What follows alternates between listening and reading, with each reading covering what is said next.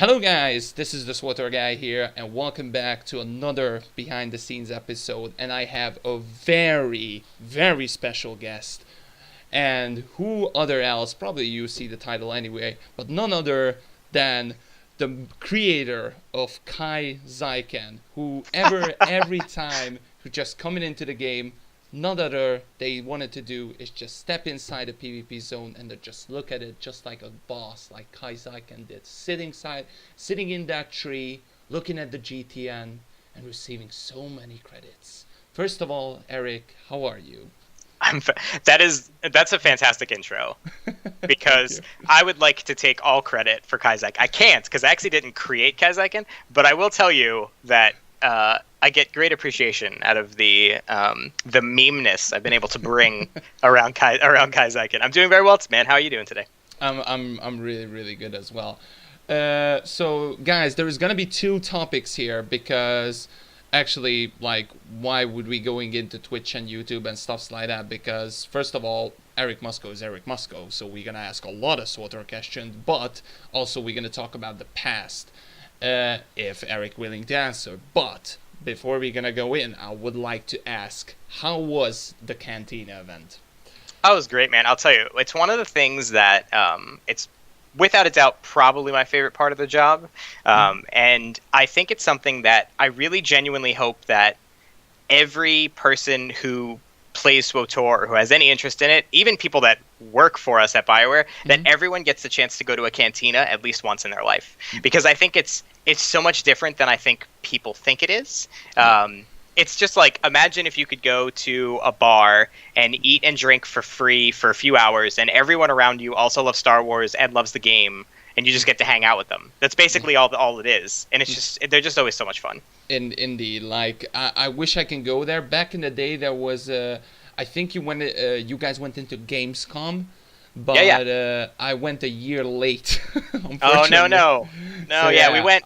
We did. I don't think we did. We didn't do this year, and I don't think we did last year either. Yes. But I think we did the years before that. Yes, I went last year to Gamescom. Oh no, So, you should have told me. I would have rearranged the schedule for you. We would have been there. Well, maybe next time. There's gonna be Gamescom every year, so who knows? Always is. Always is.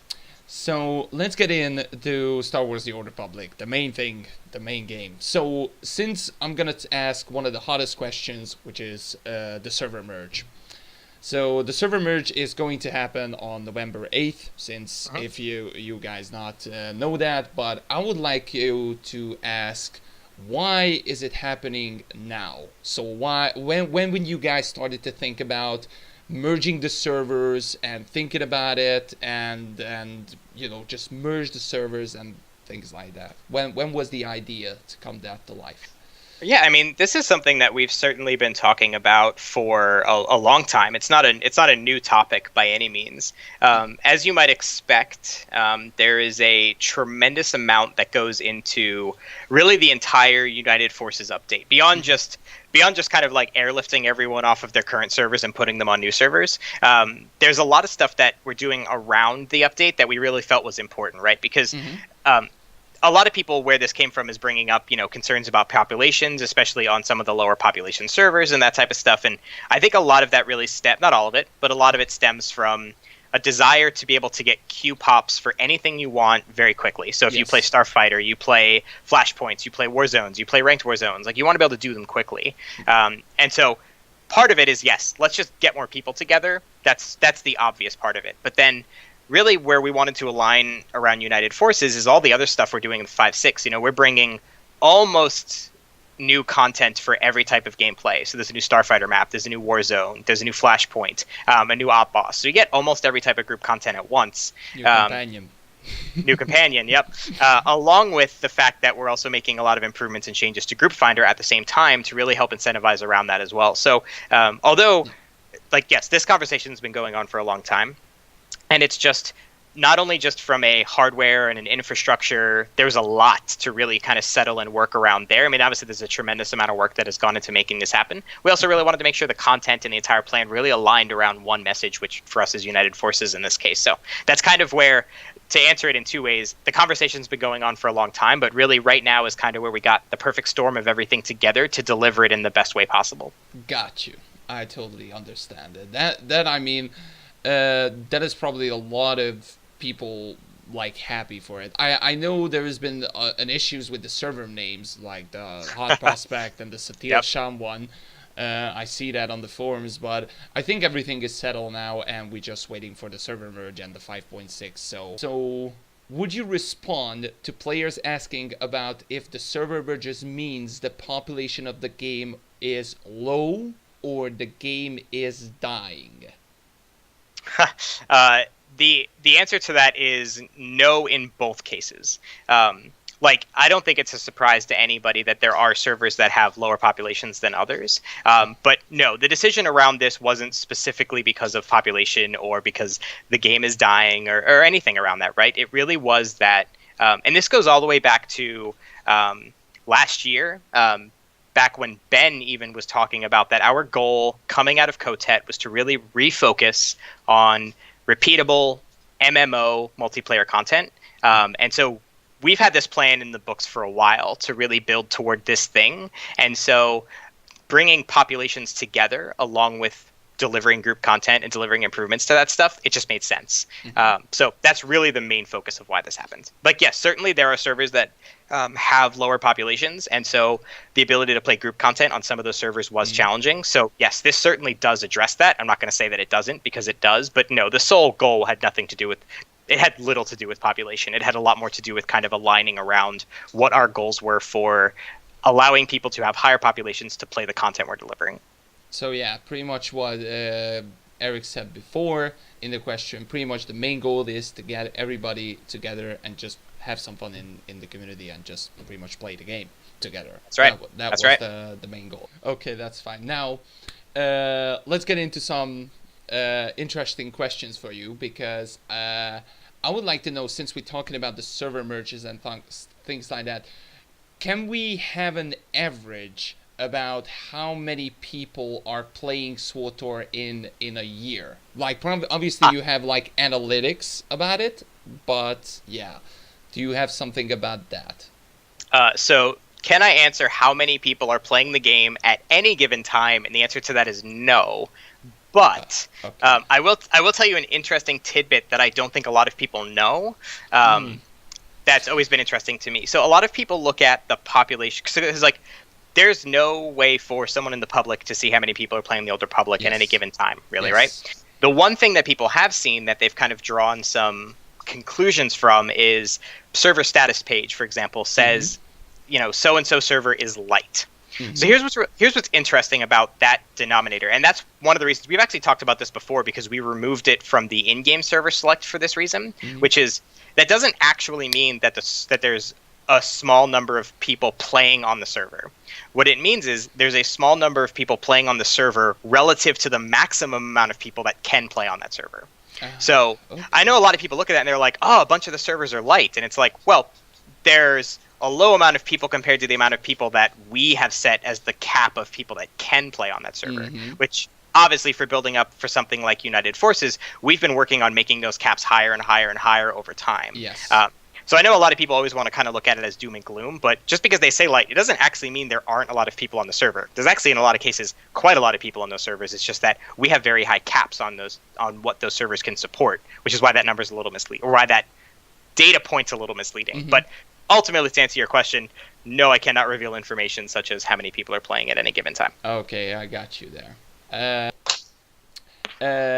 I really want to get into this question because I know Keith was there for a while, but Keith is now your boss. Now, how is the office, the company, and the direction changed under the new producer, Keith?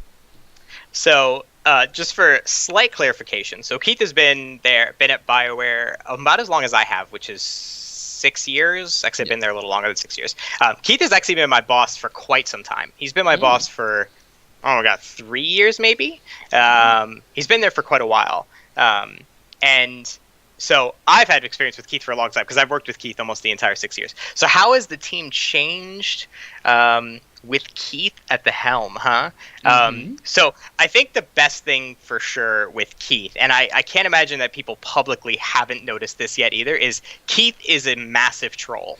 Like, he just loves messing with people, and I think if you go back to like when Tate had announced that he was leaving Bioware, we kind of shared two stories of where Keith and I had messed with Tate. One of which where we actually convinced Tate we were firing him, but we weren't. And like, so Keith just really, really likes to mess with people a lot. So I think that's definitely something that's been fun. Because again, I've worked with Keith for a long time, but when Keith took over as producer for the product, he started to interact with some other people, you know, in the design team and stuff, you know, maybe that hadn't worked with Keith closely before. So it's always fun to watch people go to experiencing the Keith trolliness in like meetings and stuff when they don't know Keith at first. So that's been very fun to experience with Keith at the helm.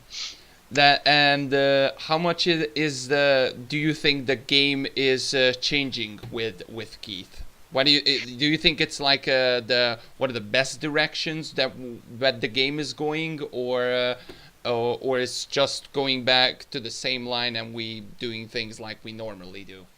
No, I think it's definitely something new, and I kind of had alluded to this earlier. You know, it's one of the things that Ben had even talked about when we had announced Kotet, that once we got past the storyline of Kotet, we were really kind of changing directions in general and really going back to repeatable group multiplayer content, because that's what we had heard from the players throughout a lot of Fallen Empire, going into Eternal Throne, of people being like, but where's our operations? Where's our flashpoints? Where's war zones? Mm-hmm. And we had gotten away from that stuff. So the ship had kind of already been starting to turn. Before Keith took over the helm, and then once Keith got back at once Keith took over, obviously it is no surprise to anybody that Keith plays a tremendous amount of the Old Republic, and so he brings some really good insights. And not that I don't want to undersell. It's not that other people don't play the game. Keith plays an exceptional amount, though. And so he really brings some really good insights as someone who is like an incredibly hardcore player of the Old Republic, and so I think it's cool where he kind of helps guiding in some of those insights, and he kind of has done a good job, at least in my opinion, of really pushing us and delivering in the direction that the ship was already starting to turn. He kind of just really turned that wheel hard and really pushed us in that direction. I'm gonna say it through on my opinion as well, and my community and what I can see. I can definitely see the changes what you guys putting through, and keep it up, because I think that is one of the best ways. What I can see inside of Keith, and then pretty much like what Keith is doing right now, is one of the best ways I think the game is going massively up. So I don't think we have like pretty much saying like rent videos or any kind of those inside of the community. I don't think we had that over, like, okay, Sam does it on the cartel market, but that's another issue. But yeah. As you probably see it, guys, yesterday or whatever this video goes live, SWTOR Central, in case if you guys don't know Sam, SWTOR Central already made like a video that is a good direction. So as you seeing it as well, the game is going massively up to the right direction. So round of applause for you guys.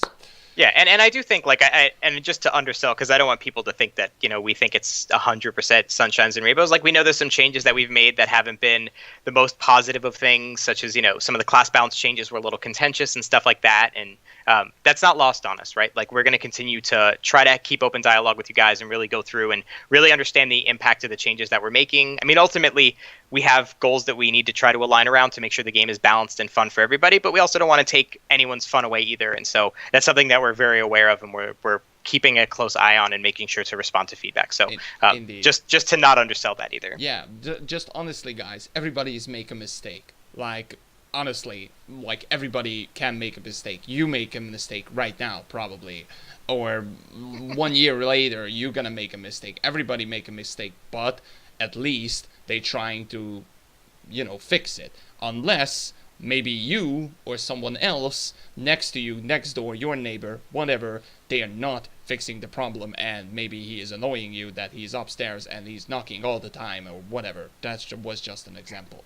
Yeah, and it's one of those things, right, where like if when we do things that I don't think I have to tell players to do this because I'm pretty confident they'll do it, but when we make changes that you're not happy about, like, let us know. It's fine. I mean, we are on the forums constantly. Even if we're not posting, we're always reading private messages, Reddit. We're always checking everywhere, so always keep feedback coming. If there's something that you think we should be going in a different direction on, tell us. Yes, indeed. That's all pretty much you need to do. Feedback. That is the best way.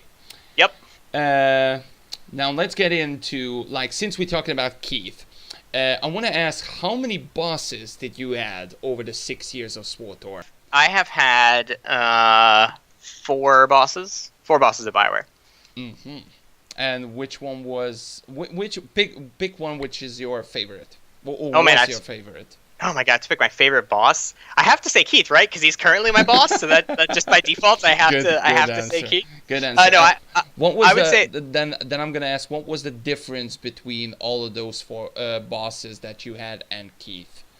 Yeah, so I think so. This is where the question's a little tricky, right? So when I started at Bioware, I started as, and I don't know, maybe you have a question later about my path through Bioware, so I won't go super detailed. But I started on the community team, and so at the time I reported it into the community managers back then. Mm-hmm. And so I had two bosses that were community managers before I became community manager, and then since then I reported into the director of live services, Mm-hmm. which is what community is under.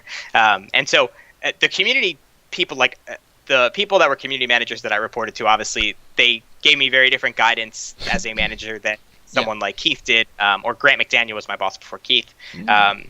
And like the thing I think that's been great with Keith and Grant as live services people who I reported to is I got to learn a lot more outside of just community. So I think one of the things that a lot of people don't realize about my responsibilities at BioWare is that publicly I'm the community manager, right? So people associate with me with live streams and forums and that type of stuff. But actually my responsibilities go well above and beyond just doing community responsibilities. I also have a lot of services in live production as well, like helping in managing maintenances and deployments and a bunch of other stuff behind the scenes. And so I think working with Grant and now with Keith especially, like I've been able to learn a lot about more things than just working in communications, really getting a handle on live services and production and stuff as it is in the game industry, which has been amazing because it's been a very, very cool growth opportunity. I'm one of those people that I just love to learn in general. And so being able to kind of go above and beyond what just a normal community manager might do has been one of the best parts. I think you described it really, really well. Like, I wish I can go into your boots because I just want it to be. I know if it's like really, really hard to be in the community manager, believe it or not, guys, it is really hard. But yeah, I wish I could go into your boots. And speaking, since you're talking about your role, the community manager, what is the favorite thing inside the community manager, or just the best things? Pick like 2 or 3 that is like really awesome inside of this community manager role. So so as in like the things that are my favorite about my job. Mm-hmm. Yes. So I think so number one is cantinas. And I talked about that a bit earlier, but I think it really just comes down to, having the ability to interact with people on a direct one-to-one level in person, with a few cocktails always makes it better. Of course. So I think those are always really, really fun. It's where you get to really just kind of, it's really raw. You get to strip away the emotions and the anonymity that comes with the internet, and you just kind of really get to enjoy this thing that you both love, which is, the Old Republic and gaming and all that stuff. And then outside of that, I think really just my favorite thing is seeing the day-to-day passion that comes from players.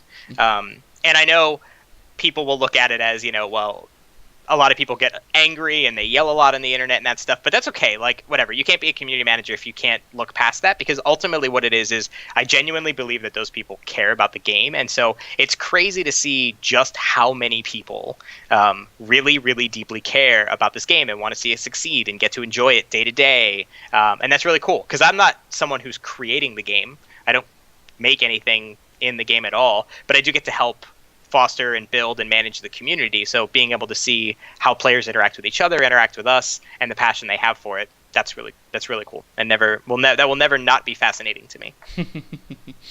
That is awesome. Like, probably that is like what you said at the end is the best thing to hear. Like, every time you're going in, I had the best feeling as well, to have my community and just sometimes talking into my streams and just asking what was my favorite story, and then I'm gonna talk through the story, or just me and that person in the stream talking through the story. It's pretty much it, and pretty much the best feeling that you had.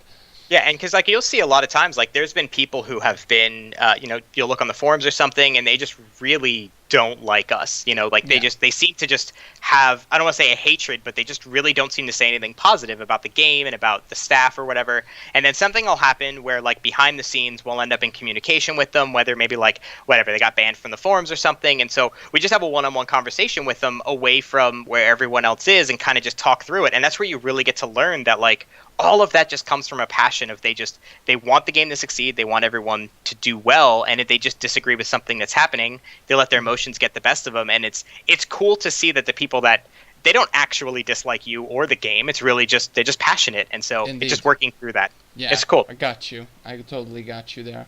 I think that is like the best explanation for that, no matter what. Now, let's get into some fun parts, shall we? Do it.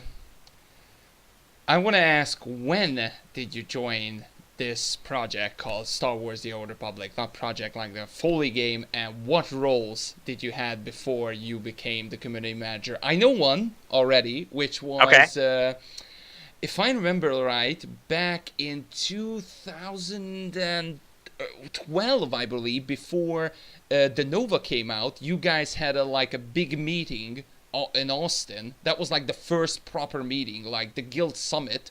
And you were there inside of the Twitch stream, and you were reading out the questions. I remember that one. Man, that is quite a memory. That is a long time ago. All right, so let's see. I'm gonna go all the way back to the beginning. Yeah. Which is a little loaded because it actually wasn't even working here yet. So day one, when Star Wars The Old Republic got announced, I still remember that day. I think the first article that went up the website was an announcement blog about the Bounty Hunter. Was the first update they released. And so from literally that day, a friend of mine, we started a podcast dedicated to The Old Republic. So we had, I'm not sure if technically we were the first, but we were either the first or second. We were one of the first fan sites for The Old Republic. And so I did that for, I don't know, around a year, maybe a little over a year. We did weekly podcasts every week. And as part of that, I got to kind of know some of the people that worked at Bioware, interacting with them at conventions or whatever.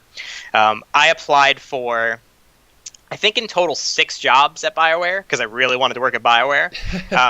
Fun fact, I got hired for none of them. Wow. Yeah, and then I just happened to get lucky. There was a different position I didn't apply for, and they were like, hey, we think you might be a good fit. Whatever. Long story short, I got hired. So I started there as a contractor. I basically a year contract to manage social media, so Twitter, Facebook, Twitch, YouTube, for SWTOR.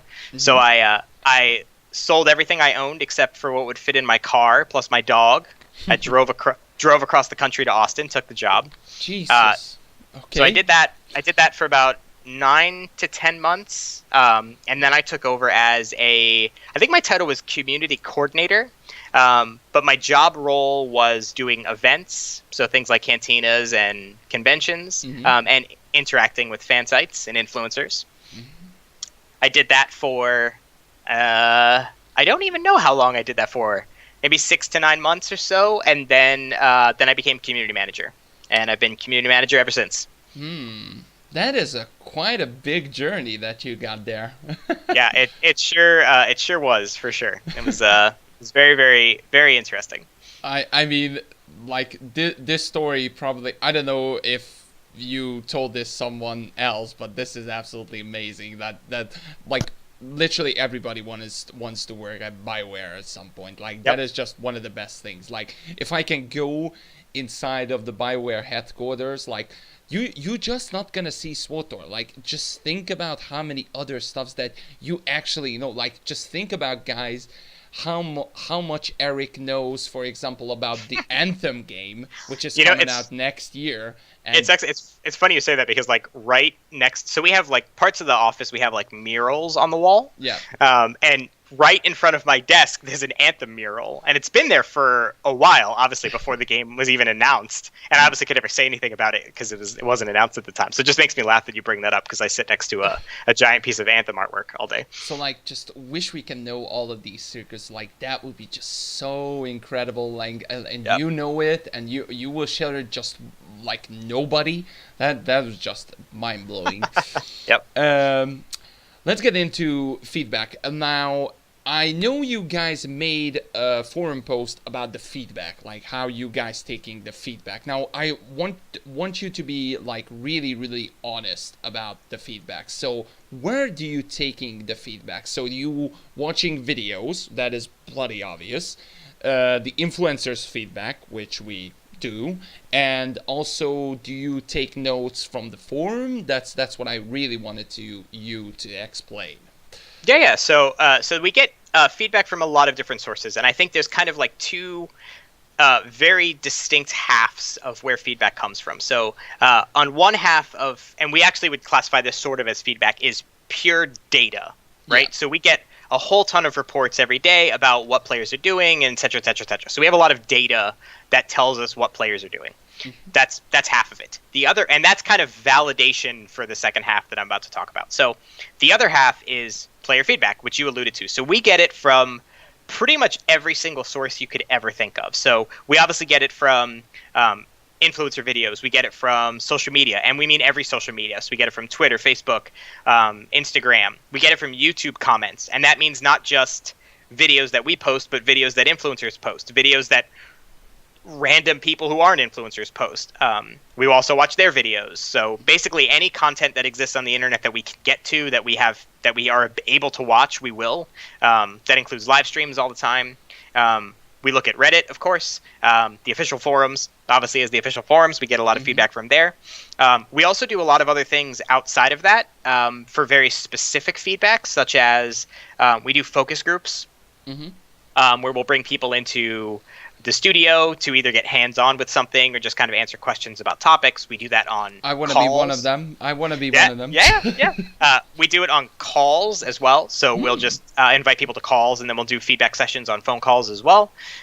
We have closed PTS, which currently is largely only testing operations bosses, but certainly there's other things on there as well. Obviously under NDA, so I can't talk about those specifically. But we get feedback from as many sources as we can, because there are as many types of players of the Old Republic as there are people who play the Old Republic. Everyone kind of has their own flavor of feedback, and so when you look at places like the forums or Reddit, specifically forums and Reddit, I would say you're very much getting a bit more of the hardcore point of view, the players who play a very large number of hours a day on average compared to the normal player. And so we look at that as kind of a section of feedback, which is kind of the hardcore, but we also need the ability to get feedback from people who aren't very aggressive, very hardcore players. And so we kind of have to get it from as many sources as possible so that we can get a snapshot of everyone, so that we can have the most informed feedback we can. That is awesome. Like, since you talking about the comments, I want to ask that thing. Like the YouTube comments you specifically talk about. Do you actually, like, you specifically read the comments, or is there someone else or everybody pretty much who is watching any kind of YouTube video just like, for example, highlight that comment in a meeting or whatever? Yeah. So it's kind of two things. So you covered both of them really well, which is, my job as community manager is, yes, I absolutely read those things to make sure I have absorbed kind of as much, again, kind of going back to absorbing as much feedback as possible. So yes, I absolutely read those things so I can make sure that I'm understanding feedback about topics from as many sources as I can. Outside of that, I would say pretty much almost everyone who works on our team also passively reads those things. So I know they're on Reddit all the time, they're on forums all the time, they listen to podcasts, they watch streams, so they're hearing feedback. It's not necessarily like specifically within their role to take that feedback and absorb it and apply it, but they absolutely do it anyway, right? Like, we all work on this game and we all love this game, so we obviously absorb some of the media and content that comes around it. So passively, yes, everyone gets the feedback from multiple sources, but me specifically, as part of my role, actively seeks out that feedback to make sure that it is understood and brought back to the team. That is awesome. Like, that's why I say, guys, just put it in the comment section below, because feedback matters. That's why I'm saying it, to be it really does. And it's one of those things, right, where like it's always something that we say a lot, and I know it's something that people call BS on, of like how much we actually listen to feedback. And it's one of those challenges of, we can't go into every post and everything somewhere and just be like, yep, we read it, yep, we read this, yep, we heard you. It's just not sustainable. Also, it kind of looks fake if you do it anyway. But I mean, we genuinely read as much as we humanly can, just to make sure we're absorbing as much feedback as we can. So yeah, absolutely. Like, comment on this video, comment on any video that that anyone does anywhere. Chat in Twitch streams, post on the forums, PM us, send us it everywhere, because it gets to us. That is awesome. Awesome to hear it, Eric. That is glad to hear it. I have nothing else to add on. That is glad to hear it. Yep. Now, I want to ask a really, really like close to my heart question. Like, let's take a look, if we can, inside of the real behind the scenes. So I wanted you to explain how is a new content or an expansion is coming to life to Star Wars: The Old Republic. Not this one, not the future ones or anything. I wanted to bring you back, for example, the Shadow of Revan. How did the Shadow of Revan came to life? That's what I want you to explain. The start to finish.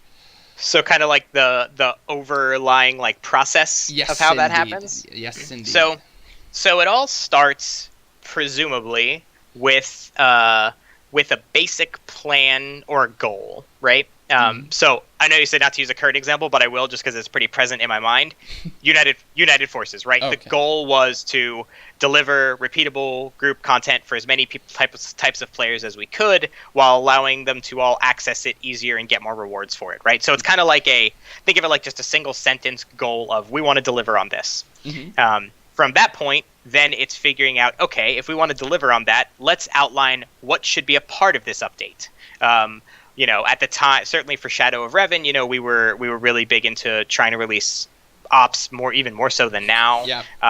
We had, we were continuing the story coming off of Rise of the Hutt Cartel, which, we had to learn the lessons from Rise of the Hutt Cartel as well, of what worked and what didn't. And so the team looks at it and they go, okay, well, we want to lead up into the expansion, so we'll do some flashpoints leading up to it, which delivers on some group content ahead of the expansion.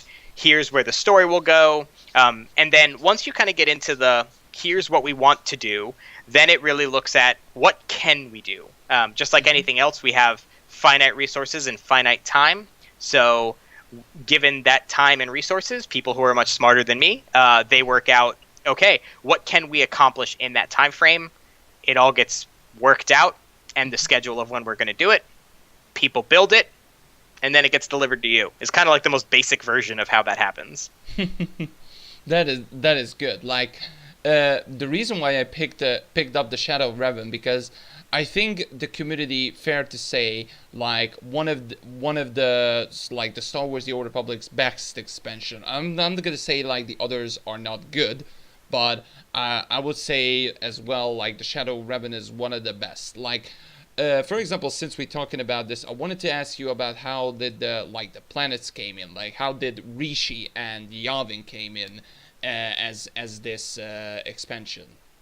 Yeah, so the planets that we go to are, Charles actually talked about this a little bit on a live stream we did recently. There's a few different reasons why we may do a planet. So one, the most obvious, which is as the team is writing a story or determining, what the path is that someone will take through content, they kind of look at, well, what planet would make sense for this to go to? Like, what planet can we write this around? Beyond that, there's certainly always a desire of like, what'd be cool? What if we brought Yavin 4 into this, right? Like, very iconic Star Wars planet. It's a cool little throwback. Who doesn't want to explore an iconic Star Wars planet they've never been to before? And so there's kind of a mix of what makes sense and what would be cool to do, or that the team has interest in trying to send the players to, and it kind of just meshes those things together. That is cool. Like, and also I asked that specific question about the planet, and also what is that planet where we needed to go back, but unfortunately I not received an answer for that. How obvious. So yeah. Now let's get into more behind the scenes. Since you are the community manager, you will obviously see different works. So how much, as the community manager you are, how much can you actually see like the behind the scenes, like someone is working specifically on, I don't know, for a content market item or a future content or an NPC? How much can you see, like, how about, like, for example, sneaking into another desk and watching the other guy's job? So how far you can go inside of another work? Yeah, I mean, from where I sit, right, like I could stand up and just look around and there's work going on all around me. I don't sit, I sit right next to the development team and, so being able to physically see the work being worked on, I can see pretty regularly. The other parts of it would be there's certainly quite a bit of work that the team does that I don't want to say directly involved in because I don't want to mislead people on what that means, but there's certainly quite a bit of content that will come directly through my inbox or directly across my desk that I do get to see. Because of various different, whatever reasons that it may come across there. I get to, certainly anytime we do content specifically, we do internal playtests pretty frequently. So I always get to participate in those. So seeing things like, the new Flashpoint in 5.6, I've played through it already and stuff like that. You get to participate in internal playtests and provide feedback and bugs. So I kind of get I get to provide some stuff as me as a player of the game, just as a tester, being able to interact with content. And then part of it as my job as community manager to provide insight to the team on changes that they're making or things like that on kind of the player side of like how will players react to these changes when they happen? What are some modifications we can make to make it better for the players, et cetera, et cetera. Now I'm really jealous because you played already the Flashpoint and I'm not. I shouldn't be asking that question. I do get to cheat just a little bit and play some stuff ahead of time. That is certainly true. Yeah, that is like pretty obvious. Like probably you will see way more stuff, like not just 5.6, like way more stuff that is happening inside. Yeah, and to your point, right? Like in some cases I see it, but even if I don't see it, typically I am at the very least aware of it. It just depends on what the content is and where it's being, what part of development it's in, what my involvement is with it. Got you. Totally got you there. Now, since you there for 6 years, I want you to pick up one of your best story that has happened inside the Bioware headquarters. No matter if it's like for content or things like that, or just somebody messing up with somebody, just one of the best memories or story that has happened inside the Bioware headquarters. One of the best memories that's happened inside of the studio. Oh man, I'm trying to think. It's hard because genuinely working at Bioware is obviously a dream come true, and so I feel like that every day there's new fun stuff. But let me think what would be one of my favorite memories. And I'll tell you what honestly really one of them is, and it sucks because I already alluded to part of it, which was when we messed with Tate to hire him. Which I'll retell the story for someone that doesn't know, but I'll tell a shorter version, which is so the way Tate was originally on the team as a contractor, so he was hired as a contractor for a year or so, and so what had happened is he did really well, and we were going to bring him on to the team full time. So we affectionately call that flipping someone from a contractor into a full-time Bioware employee. And so when we found out about this, Keith was like, "Oh no, we're not just going to flip him. Like we're gonna sweat him a little bit." So Keith and I came up with this plan where we would both be like, "Hey." We both bring him into the room to talk to him just to immediately make him nervous. And then basically Keith would just kind of open with hey, there's been some structural changes, whatever, just try to make it sound like stuff was happening even though nothing was. And then my job was to be like, just kidding, you're hired. And so Keith went in and straight-faced did his thing, and I couldn't even make eye contact with Tate because I'm nowhere near as good at this as Keith is, so I was trying so hard to not hysterically laugh just in anticipation of how funny this would be for me. And so Keith delivers his line, and then Keith looks at me, and at this point I'm supposed to hand paperwork to Tate and be like, "Oh, welcome on board," but I just was I was enjoying it way too much that I hadn't cracked up at this point, so I was probably silent for a good 40 seconds, and I thought Tate was going to die, and then I finally do it, and he had some very choice 4-letter words for Keith and I when it finally got into that. But it'll always be one of my favorite memories just because it was just obviously in the end Tate was very happy, but we got to mess with Tate, which is always fun. So that is brilliant. I miss Tate now already. that was great. It was so good. Enjoyed that deeply. Okay, that was like funny. I cracked up as well. So the next question is like the meetings. Like obviously you guys do meetings. How often that those meetings are happening? If it's going to happen specifically when you're discussing about future content, or if it's coming up when new content has been released. So how is like a meeting going inside of Bioware? Yeah, so I think that's a loaded question, and I think it kind of covers the full gambit, right? Like, we have meetings about things that have happened in the past. We have meetings, like recurring meetings about things that are ongoing or that we're leading up to. We have planning meetings for stuff that is way in the future. We have a lot of meetings, and it really just depends on what your job role is. And it's almost like, the more senior or the more important you are, the more meetings you have. Like, I mean, there's genuinely been days where I've literally not even seen Keith just at his desk all day because he's just in meetings all day doing whatever. And it certainly happened with me as well, right? Like, there's days where, being perfectly honest, like, I haven't had a chance to look at the forums outside of on my phone as I'm walking between meetings because I've been in meetings all day. So it really just kind of depends on what's going on. Meeting schedules kind of wax and wane a little bit, but they're happening all the time, and they're happening about pretty much everything. Okay. So you're doing it a lot of times. So yeah, and again, it just depends on who it is, right? Like management tends to be in more meetings than, like just the designers who are designing stuff. Like, they're designing, they're doing, they're actually, doing the work, they're doing the implementation. It's more the planning and stuff that tends to be a lot of the meetings. Got you. Totally got you. Okay, let's get ahead inside of Star Wars: The Old Republic in games. So, I know one of your favorite things. So not pick that up. That's what I wanted to say. Bad English is coming up. So, pick one of your favorite things to do inside of Star Wars: The Old Republic. I know one, which is GTN. I know that already. All right. So you want me to not pick the GTN? Yes. So I know you love playing the GTN, but something else that you love to do inside Star Wars: The Old Republic. Okay. I like to do low-level war zones. Low level? Why low level?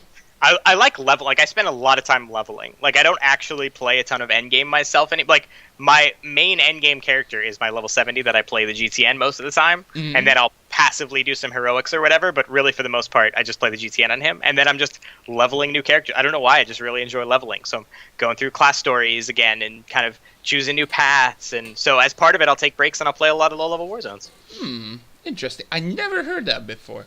That is good. And also weird at the same time. It really is, right? And I know, and I think your PvP listeners will enjoy this because they can specifically not like me for what I'm about to say, which is one of my favorite things is playing like a ranged DPS class, so like Lightning Sword or Arsenal Merc or something at a lower level. And I love getting the original Huttball map with my distinct goal of, one, never touching the Huttball, but just never dying. So I just try to like run around the upper rafters in the middle and just try to murder people for the entire 12, 15 minutes, however long the match takes, basically, or if it times out, just killing people. But I'm not actually playing the objectives, which makes me not a good teammate, but at least that's what I get enjoyment out of. I mean, for low level PvP, I don't think it doesn't really matter because I don't think it does either. So objectives, what are those? Yeah, indeed. Yep. So how often do you play Star Wars: The Old Republic? Do you count me playing the GTN as playing, or do you mean specifically like playing content? Tough question. I'll tell you what. How about I answer both of them? I'll make it easier. Yeah. Okay. That's what I wanted So to if you're talking about like me playing the GTN and like dealing with my obsessive mount collecting and stuff, I play practically every day. I'd say probably 4 to 7 days a week. Because I log in a lot to check my auctions and do all those things. Beyond just playing the GCN, like actually going around and playing content, probably like 2 to 4 days a week, depending on the week. I would say I don't think a week goes by that I don't at least play once.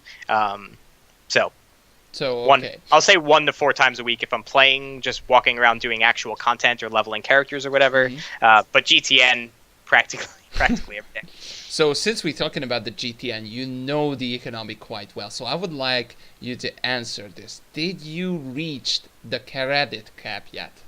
No, so here's the thing. Like, I spent a lot of time on the GTN, but I've never gotten anywhere near the credit cap, because part of the reason I like playing the GTN is because I'm an avid mount collector, and so pretty much the only mounts I don't own at this point cost at least 30 to 40 million minimum, if they're even on the GTN at all. Yep. I think I'm only missing like 9 mounts right now. So although I make quite a bit of money, as soon as I'm just saving it up to spend a big bucket of it. And then like once I got the closest I ever got was I was 3 mounts away from having all the in collections mounts. Yeah. And so then I'm like, you know what? Now I'm going to start collecting every companion customization. And so like, my God. Yeah. So my problem is that like I'm a completionist, and so I really like collecting and filling bars and stuff. So once I felt like I had almost, and I'm using air quotes here, beaten the game by collecting a lot of mounts, I then started moving over into collecting other stuff. So no, I will never get anywhere near the credit cap, because I'm spending money as I'm making it. So what was like the maximum money that you had in Star Wars? I had somewhere around, probably around 300 million is probably about the highest that I hit. That's good, because in my videos, a lot of people used to know me as the richest guy on EU. Probably, right. I wish we have like analytics. Like back in the day, actually on the Guild Summit, there was like actual analytics. Which one had the crew skills? Which one is characters below or higher than specific millions? I wish I can had that, because I can see myself on the top. but because the people used to know me as the guy who knows the economy quite well. So that's why I specifically asked you. And speaking like of collecting stuff, I am one of the persons who are not missing a single pet. I mean, of course I'm missing pets, but you know, Eric, there is a birthday coming up on October 21st, so am I gonna ask a little favor? No, I'm joking. I like it. I'm joking. So yeah, the next thing is that I wanted to ask is what. Obviously, since you played a lot of SWTOR, not in GTM wise, but what was your best memories again that you had inside the game that was like felt really good, and you want to tell the rest of your life, and to want to tell it to the office and your dog and whatever? Okay, so my favorite memories in the game. So I will tell you, this is without a doubt my favorite memory, and it's me accidentally being a jerk. So I played right at launch. I actually did pretty serious progression ops right in the beginning, right at launch. So a lot of time around, Eternity Vault and Karaga's Palace. Yeah. So this was in Karaga's Palace. And I don't know why the boss's name has escaped me right now, but the Rancor boss. Bone Thresher. There you go, Bone Thresher. So we had started doing a second ops group. Because we had we had it on farm by this point or whatever, and so I was tanking, but I was the off tank. I wasn't the main tank, and our GM at the time, our guildmaster at the time, was the main tank. So we get to Bone Thrasher, and I don't know, for some reason the main tank was just having some problems keeping threat on that boss specifically, and so it got to the point where, like, I think we've all been in that ops group before, where like things are getting real tense because things aren't going well, and they kind of should be going well, so everyone's kind of getting real mad, and so like finally. The guildmaster, who was the main tank, kind of got like hands throw up in the air of like, if I lose threat one more time, I'll let whatever my character name or whatever at the time was, like, I'll let him take over as main tank. And so he lost threat again, and so I took over as main tank. So it wasn't until about 2 days later that I figured out why he kept losing threat and why that whole situation happened, and that's because I was interceding to him to help him take less damage, which drops threat on the target you intercede to. So I was basically de-taunting for him, and that's why he was losing threat the entire time. So it turns out I'm a massive jerk, and the whole raid was going terribly because of me, unbeknownst to me at the time, which is even worse because then I took over as tank, and everything went perfectly fine because he didn't have a dumb off tank making everything worse. So if someone out there hears this story and that happened to you 5-6 years ago, I'm sorry, that was me. And but it was funny because one of my best friends, she was in the op group with me. She was one of our main healers, and the whole time we're like, what is this guy doing? Like, how is he messing all this stuff up?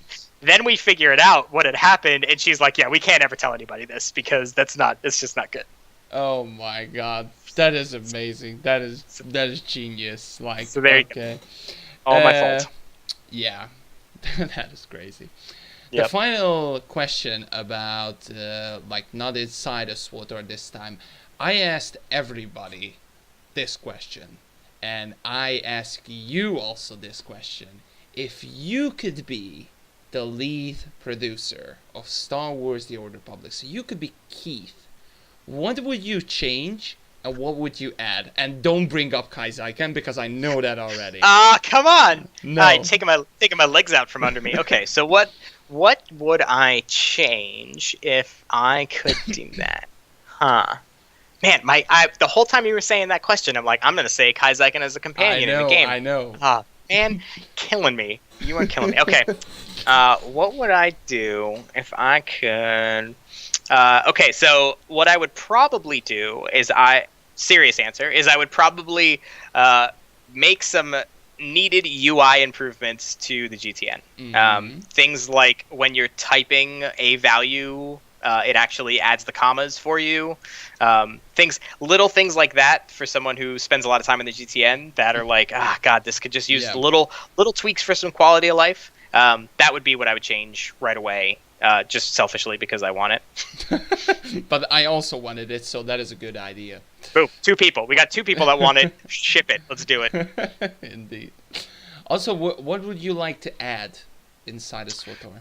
What would I like to add? I would love to see companion customization, like combat customization. That would be a really big thing. But like, aside from the fact that I play a lot of GTN as a game player, I'm a min-maxer for sure, and so being able to like tweak values and do all that stuff, I think would be fun. So I would love to be able to take companions and actually really customize them on like a combat level. That'd be awesome. Okay, that'd be awesome. Got you there. Okay, now let's get into my final question. Then, obviously, you were inside of SWTOR a lot of times, and I know you inside probably of the voice acting and things like that. Now, did you know that I can understand the Cellcat language? No, I did not know that. Every time when I went into Depths of Manan, the Cellcat is talking, and I can totally understand it because the Cellcat language is Hungarian language. No way! Yes, it is. Oh, that's crazy. I did not know that.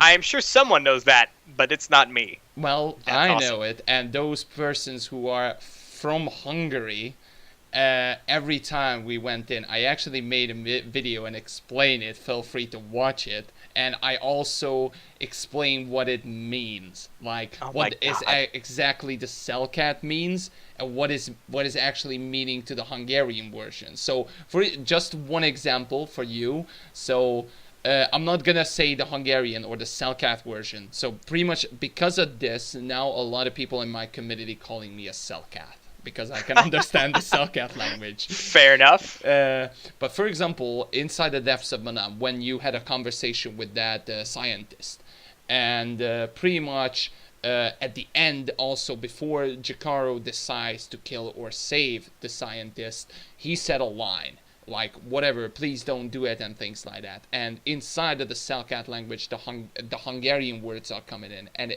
pretty much what it means, and he's looking at the sea, and I know it already. That is exactly what it means to English, and it's so weird to see it. That's amazing. Indeed, that's what I wanted to clarify you, because a lot of people now confused if I was the voice actor. No, I wasn't, not the voice actor he did, but dude, I could be. Just tell him you are. That's the trick. Just embrace it. Just go be like, yeah, it's totally me. Yeah, it's great. Okay. Now let's talk about the past, your past, which I'm really getting interesting to. So now, first of all, let's start at the beginning. Not when you're born, but when did you get into this called gaming industry? When did you start the whole thing? Yeah, so that's interesting. So this Bioware is actually my first ever job in the gaming industry. Wow, for real? Yeah, I was nowhere near the gaming industry prior to this. So I have a degree in graphic design, which obviously has nothing to do with what I do right now. Yeah. So I got a degree in graphic design. After that, I started working in sales marketing as a graphic designer for a magazine, and I did that for like 7 years. And then while I was doing that, I started the podcast and I started learning some stuff on my own, and I got the job. So funny enough, I actually have no real background like formally in communications. This is my first job. Somehow I went from zero to Bioware. I have no idea how. Very lucky, but wow. Yep. That is wow. Okay. I'm jealous. Mad jealous.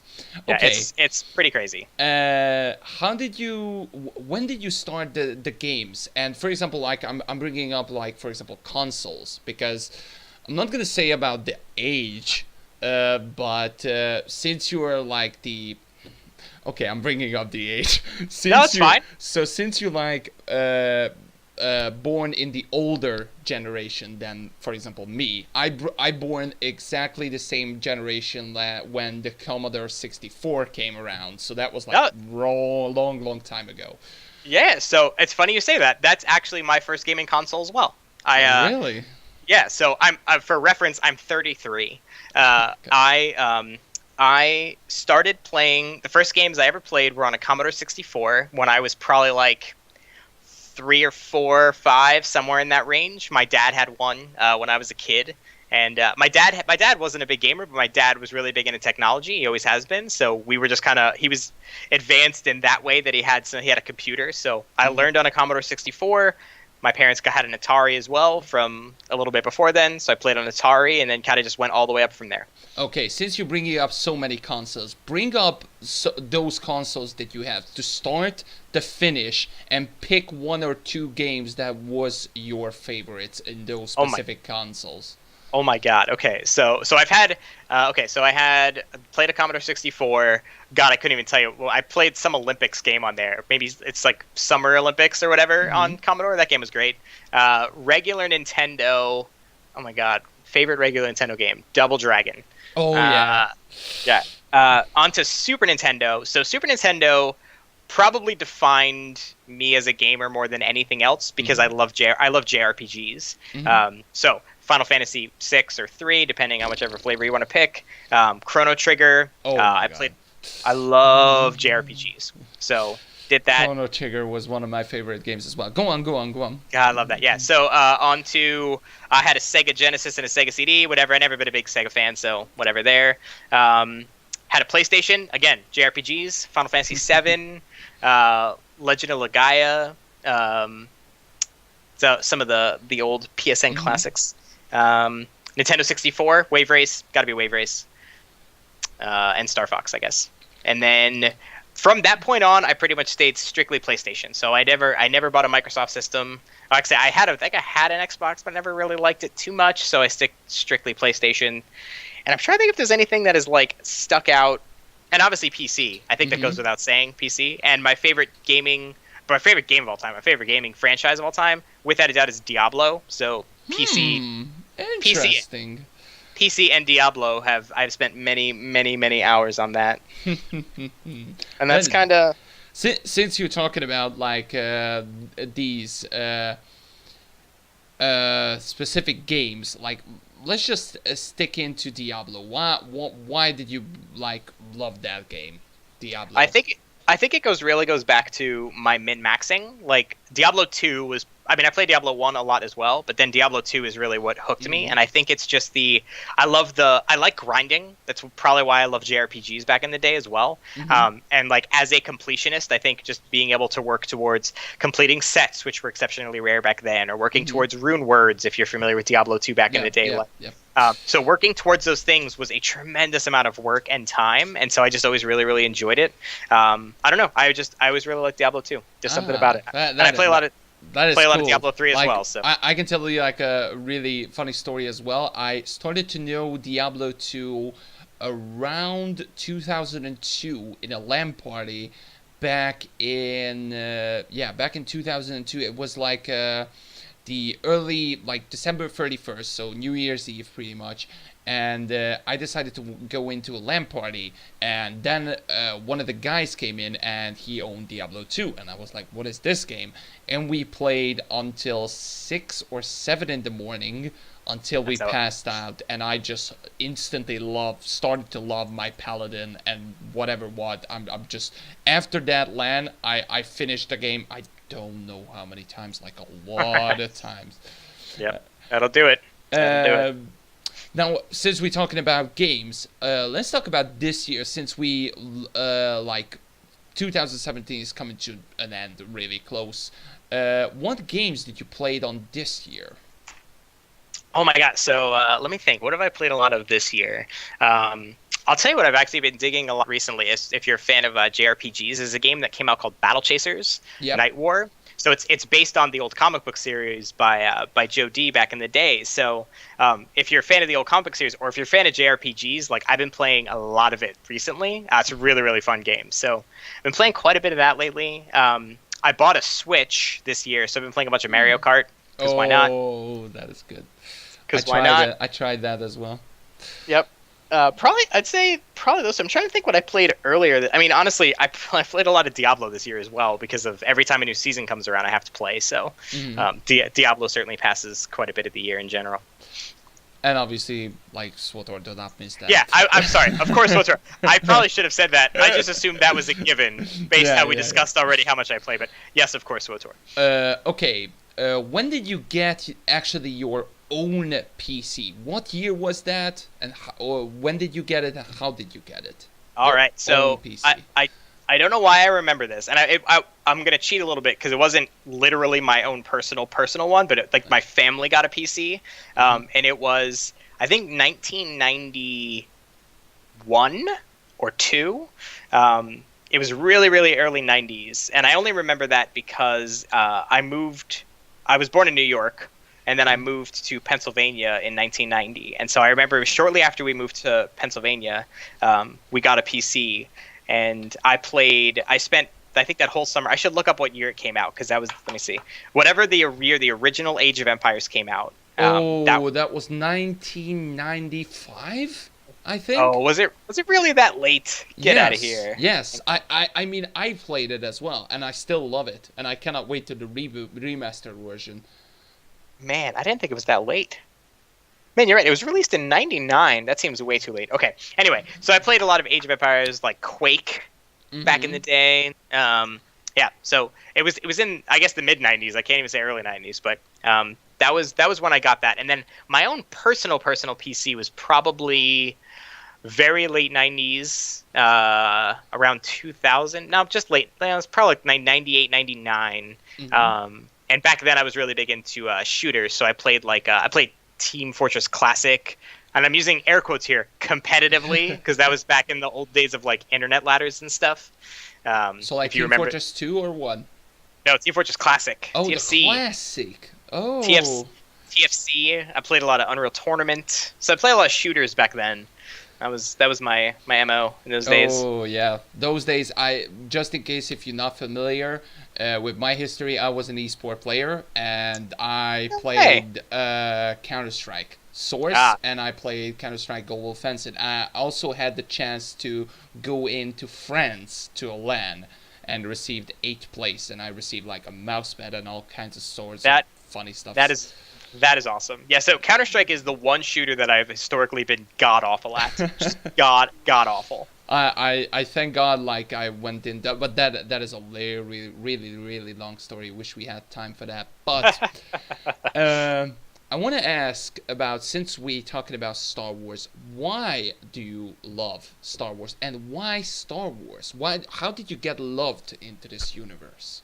That's a really good question. That's a tricky one. So it's hard because I know from when I was a kid, like my earliest memory of Star Wars was I had one of the I don't know if they were technically Micro Machines play sets, but it was like the miniature, the real tiny play sets from Star Wars. I had the Death Star play set, and I was really young. I had to have been 6 or 7 maybe, but.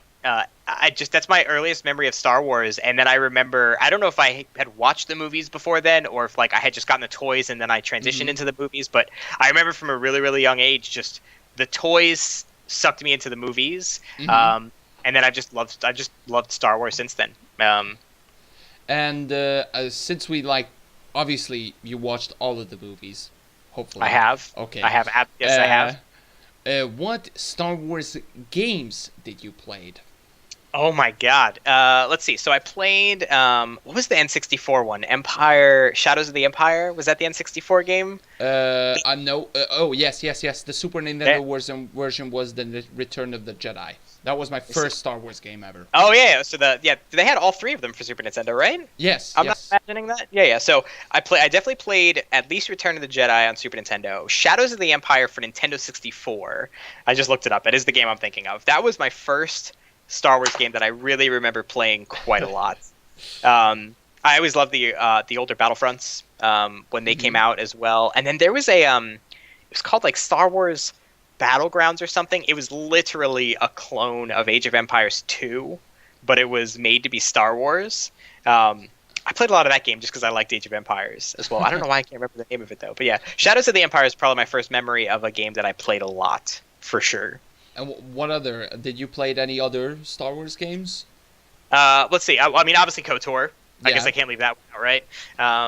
Although I was a really late adopter of KOTOR. I probably only played KOTOR maybe like 7 or 8 years ago was the first time I ever played KOTOR. I was real late to the party on that one. I don't know why either. Somehow I just missed it.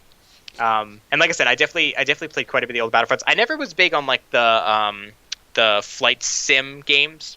You know, like Big V Tie and stuff. I never really played. So like you never played the Rogue Squadron? That was like one of the flying games. How about Republic Commando? I'm trying to think if I played. Let me look. Hang on, let me look. Nope. Don't think I've played Republic Commando. Okay, I'm gonna go on. I definitely played Force Unleashed for sure. I played Pod Racer for N64. Thank God. Can't not play that, right? Yes, yes. I actually have the PS2 version on my PS4, the Star Wars Racer Revenge on the remaster version.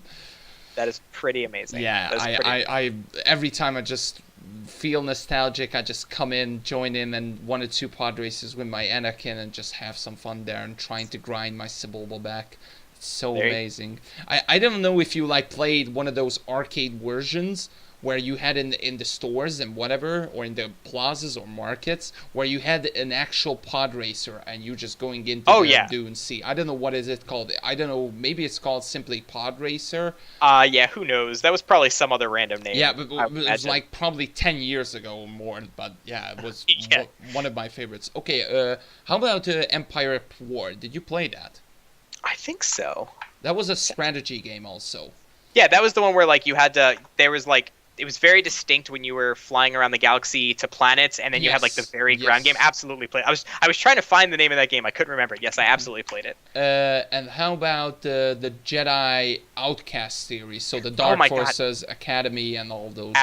Absolutely played those. Okay, so I'm bringing up the names so you played a lot, but you don't remembering. Yeah, no. Jedi Outcast was one of the games. That was one of the first games that I remember having like pseudo physics, right, where you could like throw people off of balconies and whatnot. Yeah, absolutely. Yep. Okay. Here's the thing you'll learn with me. I'm extremely bad with names, but I'm very good with visual. So every time you say a game, I'm literally Googling and be like, "Yep, I've played this. Definitely played this before." Names, real bad though. Okay. I want to ask you a little bit. Let's go now into a little bit of personal. So you mentioned the job that you had. So since I'm bringing up like what jobs that you had over the years, that was pretty much like what you described. So you went into zero to Bioware. Like literally, you don't had any job at all. No, I'm sorry. Yeah, I was working. I was working like professionally in sales marketing at a magazine company for like 7.5 years when I came to Bioware. I just meant game industry wise. I hadn't worked for like a smaller company or something before I came to Bioware.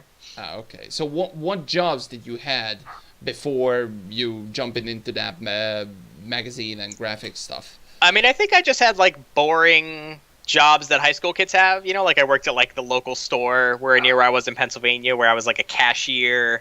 I think I worked in like their yard, I'm using air quotes, when like their seasonal section of like loading topsoil in people's trucks. I worked at a restaurant for a little bit as a cook, like a sandwich place. I don't want anybody to get carried away that I have cooking abilities. That was honestly it. And then when I was in college, I was an RA. I was a residential advisor there for where my housing was in college. And I did that till I left college, and then I went straight into graphic design at the company that I worked for.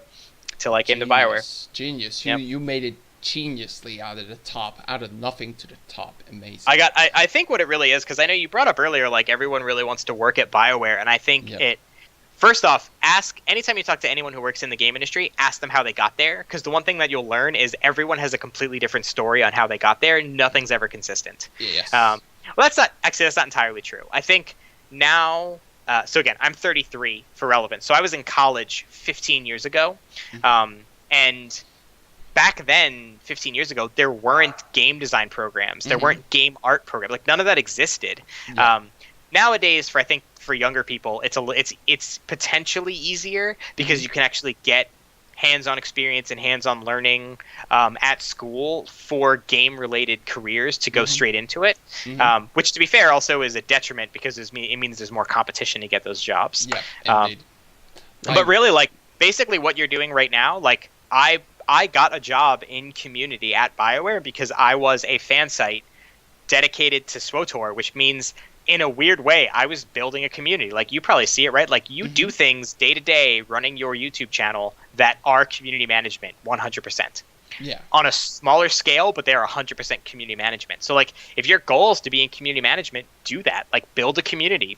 Do it yourself. That's what I'm doing, pretty much. It's perfect. Well, I have great news for you. That is exactly how I got into community management. So it's a path to get there. Who knows? 1 year later, I'm gonna be the Anthem community manager. No, I'm joking. There you go. You're gonna be my boss someday. It's gonna happen. That would be brilliant. But yeah. Now I want to get inside of hobbies. There's 4 specific hobbies that I bring up, and the first one is books. Do you read any books? I do, yeah. I don't read as much as I used to back in the day, but I definitely still have a love of reading when I can find time when I'm not playing video games or doing something else. What kind of books do you read? I almost exclusively read fantasy. So, like Star Wars as well inside of that? So I actually typically don't like sci-fi fantasy. I mean, like, I know it's weird. Like, it's like Star Wars and StarCraft are probably the 2 exceptions to that rule. But I tend to like because I play a lot of Dungeons and Dragons as well. So I tend to be like medieval fantasy. That tends to be my go-to.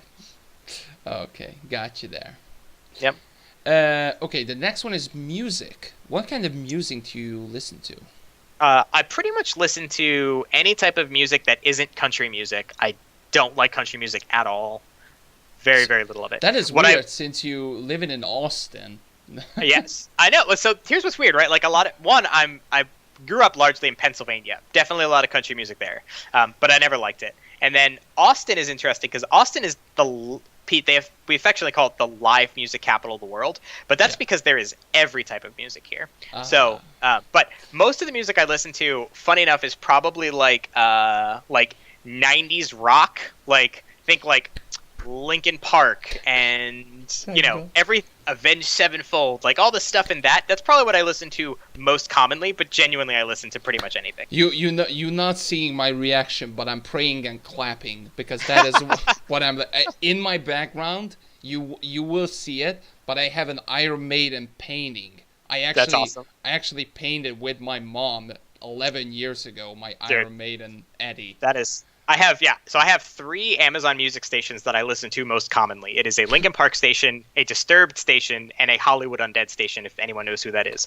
It's basically those 3 that I listen to most commonly. Now you became one of my favorite influencers and anything of all time inside of SWTOR. Okay, next topic is TV shows. I know Game of Thrones already. Bring up more. What kind of TV shows you watch? So I like a lot of crime stuff. So like I love watching like Law and Order. That's my passive. Like Law and Order and Seinfeld. If nothing's on TV, I'm watching one of those 2 for sure. Outside of that, like I really like documentaries. My guilty pleasure is watching. I've watched a crazy amount of documentaries. Right now I'm rewatching The Wire. Finally convinced my girlfriend to watch The Wire, even though she was resistant for a long time. So rewatching that for the second time. That's an amazing show if you've never seen it. Never heard of that as well. Oh my! It's an HBO show. So if you have HBO to watch Game of Thrones, your homework assignment is to watch The Wire because it is one of the best shows ever made. Okay, got you there. And the final one is movies. What kind of movies do you watch outside of Star Wars, obviously? Yeah, so I would say Movies are interesting. I watch pretty much anything from movies as well, but I think I probably qualify as a little bit of a movie snob. So I probably tend to lean toward dramas more than anyone else, or more than anything else. Like the things that you watch, like the Academy Awards have all nominated. Like those are the movies I tend to like. I don't like. I'm okay on pure action movies because I really like a good plot and a good storyline to movies, and action movies don't necessarily always have it. So I would say probably drama more than anything else. Okay, got you. And in general, bring up hobbies that you're doing usually. Hobbies that I'm doing, huh? Let me think. What else? What else beyond the four you already named? That's hard because that's those why are the I was main asking if there was any outside of like other hobbies that you're doing. What do I do beyond just those things? Obviously, play games. That is. I play, yeah, right. I play games. I watch a lot of movies and TV. I like to go to the movies a lot. If you're ever in, I would say if you're ever in Austin, but honestly, they're going everywhere. There's a movie theater that's well known down here called the Alamo Drafthouse. Of course, I know that. If you ever have the opportunity to go to one, I highly recommend it. Although, be warned, you'll never want to go to another movie theater ever again. So Okay. that's certainly. I play a lot of Dungeons and Dragons. I'm in a few different D&D campaigns, so that would qualify. Okay. Same with board games. I try to play, and I mean like, not just like Monopoly, but like the nerdier of board games, like Settlers of Catan Plus. Yeah, I saw a lot of those inside of like Comic Cons and things like that. They're so weird. I played like card games only, like I don't know how is it called back in the day, like it was a long time ago when I played it. But yeah, I played usually like card games where you did pretty much like Hearthstone ones. Yeah, no, I hear you. Oh, dude, if you want to talk about that, I was I don't anymore, but I was a very avid Magic the Gathering player for a long. One. Yes, that one. Yeah, Magic the Gathering. That one. Last time I counted, I had around 28,000 Magic cards. Oh my god.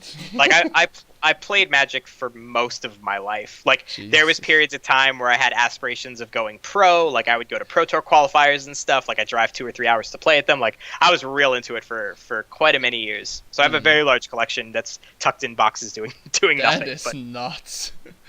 As you Okay. do.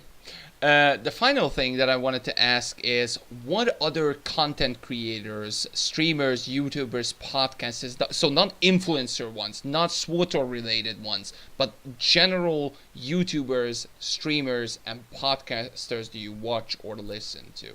Wow, that's a really good question. Okay, so I really like I listen to a lot of NPR. So a lot of the stuff that they do, like This American Life and stuff like that, I really like a lot of those. For YouTubers, I've always been a longtime fan of Philip DeFranco. Oh yeah. I've always liked Philly D's shows and some of the stuff that he does. Gaming wise is really interesting because I'm pretty bad at, like, if I pulled up my Twitch account, I definitely follow a bunch of people, but a lot of it is more related to the games that I want to watch than the people themselves. Because I tend to watch streams a lot. Like during the day, obviously I watch a lot of SWTOR streams, but when I'm on like my own time, I tend to watch them muted because I'm like going to bed or whatever. So I'll watch them later at night. So I'm pretty bad about those, but I do. I subscribe to quite a few Diablo streamers. There's a digital card game that I like called Eternal. Which it's like a mix between Hearthstone and Magic, basically. So there's really good people that I follow in that. Sir Rhino comes to mind, but there's a lot of it's theory crafters, especially for like Diablo, people that work on builds like Riker, if any of these names make any sense to you. So I'd say that I follow theory crafters because I like that kind of thing for a lot of the games that I play or follow. Oh, okay. Like, bring up so many names that half of them I know and half of them I don't. I'm pretty familiar with the YouTube ones, but on Twitch, I just started the streams back on Twitch. I mean, just started on Twitch, so I just started to know more people in there. Yeah, it's totally fair. And then there's like, it's a lot of it is just like I'll try to find, like I watch a lot of random stuff. Like I really like esports. I like to follow esports quite a bit. So like League of Legends Worlds Finals is going, or Worlds is going on right now. So I'll watch a bunch of those. Or like Rocket League is surprisingly entertaining to watch. So I'll just pull up some random like Cloud9 Rocket League player who's playing that night and just watch them. So I watch a lot of random stuff. I'm actually pretty bad about like, which is bad because I understand the economy of Twitch, where I should be subscribing to people and following them, but I'm pretty bad about just like logging in and finding someone random to watch. So I'm part of the problem, not the solution. But that's kind of just how I watch. Problem as well. Don't worry about it. Like Yep. it usually happens. Should I subscribe? Oh, I forgot the name already. Should I? Oh.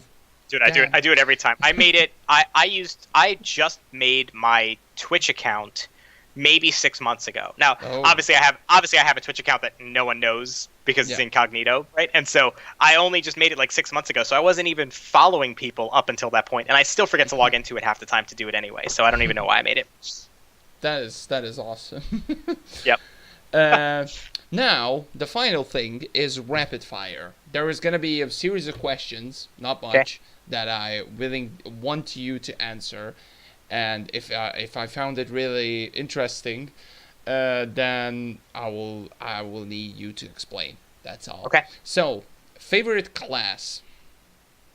Operative. Okay. Favorite story? Operative. Agent. Okay. Favorite companion? Oh man, Cleo. Why? Because she's crazy. She's like I feel like Cleo, compared to a lot of the other companions, has really good depth in that you first meet her, she's kind of like a terrorist almost. Like she's kind of dark, and you get the immediate impression where she's like, I'm not interested in you at all. And then over time, you can like really build towards her to the point that she's, really, you can tell she has loyalty to you, which is so counter to when you first meet her. So I really like the depth that exists with her character. Although I will say, I'm excited that Temple's coming back, because Temple's actually who my agent romanced. So I'm excited that Reign of Temple's coming back. Really good explanation there, by the way. Yep. Okay, favorite planet? Ooh, Voss. Again, Voss. Why? I love. Okay, I have two reasons that I like Voss. One, because it's so like it's just jungly and like old feeling. I don't know. I like the atmosphere of Voss. It's really cool. Two, and this is pure mechanics. I will always remember back when I was leveling, back when the game launched, I played with the same friend that I mentioned earlier in the story, and we were playing together. And I love that planet because so many of the enemies that were on Voss are beasts, so they weren't ranged. So we would do lots of like AoE farming and grinding for experience on Voss, because it was easier to do because they would come into melee range. So okay. That's my secondary reason. The first answer is the real reason, but it was assisted by the second. I mean, the reason why I just really surprised because Ileva had the same answer as well, and I was like, why is everybody loving this planet that much? Like, Ileva knows what's up, man. Yeah. Voss is where it's at. Okay, favorite ops? Favorite op? It's got to be Eternity Vault. Always just has a special place in my heart. This is gonna be a tough one. But if you can think it about outside a story or whatever, favorite quest. Oh my goodness. Oh, I mean, this is actually pretty easy for me, which is when you get to interact with Kai Zyken and Rishi, right? Like that has to be the answer. And the next one is favorite character inside the SWTOR. I'm not going to say Kai Zyken. I'll spare you that. Okay. Favorite character? Let's see. Maybe Watcher. I really, really like. God, I really love the agent story. So yeah, it could be. Okay, I will give it to Watcher. Okay. Favorite armor set. Favorite armor set. I actually really like Theron Shan's armor set, specifically because like I like my characters to not like one. I never like capes personally, just not a cape kind of guy. So I like having things that are just like slick looking jackets and stuff. So I always really like those. I also like the I almost called them team uniforms. I don't mean the hotball uniforms, but the Zerka corporate shirts and stuff like that. Yeah. I just kind of like the like slick, not super armory. Like it's almost like they're just going out on a night clubbing as opposed to like going to go fight things. That's kind of how I like to dress my characters. So I would say Theron's is the one that comes to mind. That is interesting. Okay. Co-op or solo play? Co-op. Okay, a little bit of hesitation. I did, because I had to think for a minute, because I tend to play a lot solo, but I think I definitely get more enjoyment out of specifically playing with like one other friend, and we're just kind of doing stuff together. I always really like that. So. Okay, tough one now. Best achievement that you're most proud of, like actual achievement. Okay. Oh, I have the Eternal title, so I think that probably is what it would be. Where did you get the Eternal one? So that's from I think if my memory suits me, that is from running Nightmare Eternity Vault or Hard Eternity Vault. There's one of the two back in the day in under like an hour or whatever it was. So okay, the time run. Yep, I got it from way back when that was actually potentially challenging. So I still wear it on my character. I always still have that title out. Okay. And I hope it is actually an Eternal title, because that would be funny if I actually gave you the wrong title. Yeah, whatever the speed run was for Eternity Vault, that's the title that I have on my character. Let me look. Gotcha. It's gotta be.